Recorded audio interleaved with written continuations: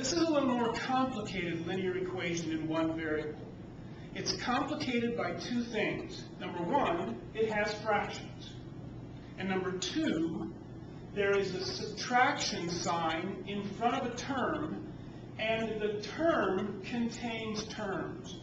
So this subtraction has to apply to both of those terms. And that has to be something you pay careful attention to, because if you miss that, you'll mess up on your signs. If we're going to subtract the x term and subtract the -2 term, which we need to do because everything behind this sign is to be subtracted, we're going to have to watch out for our signs when we come to that point. Now, linear equation in one variable, what do we look at first? Fractions. Let's remove the fractions by multiplying both sides of the equation by the least common multiple for the denominators, the least common denominator, which in this case, the least common multiple for 3 and 4 is 12. So I'm going to take this side of the equation, multiply by 12, and take this side of the equation, multiply by 12. So here, that's going to be 12 multiplied by 4 minus 12 multiplied times x minus 2 over 3. I have to distribute that multiplication times both of those terms. And here, I'll just leave this as it was. Now, let's perform these multiplications. 12 times 4 is going to give us 48. Now, remember, when you multiply a whole number times a fraction, or multiplying any time with fractions, we want to try to cancel first if we can. And 12 and 3, we can cancel by dividing both of these by 3.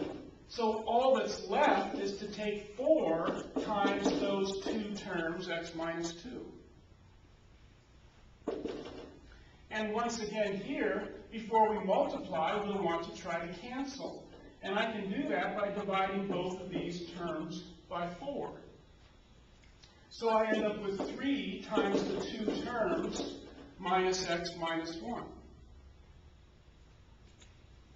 So we've removed the fractions by multiplying both sides by the least common multiple for the denominators that were there, the least common denominator.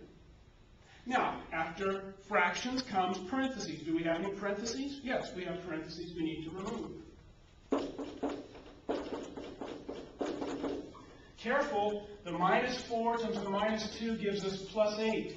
Do you see what that minus sign did to the sign of this term? It made it the opposite. That's always what a minus sign does to the signs of terms that are behind it. It changes them to their opposite. Equals negative 3x minus 3 when we remove the parentheses there.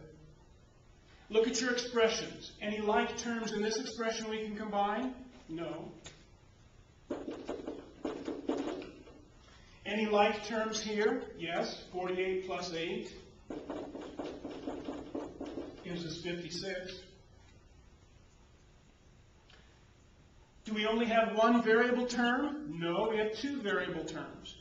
They both have x, which is good, because that's what makes it a linear equation in one variable, but we have that x in two different terms. And I want to make one of them disappear, because I only want one term with the variable in it. So let's add 4x to both sides.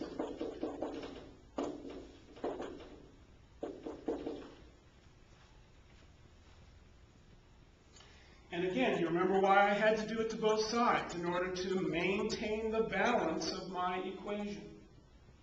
And now, we want to isolate that variable, and I'll do that by adding 3 to both sides.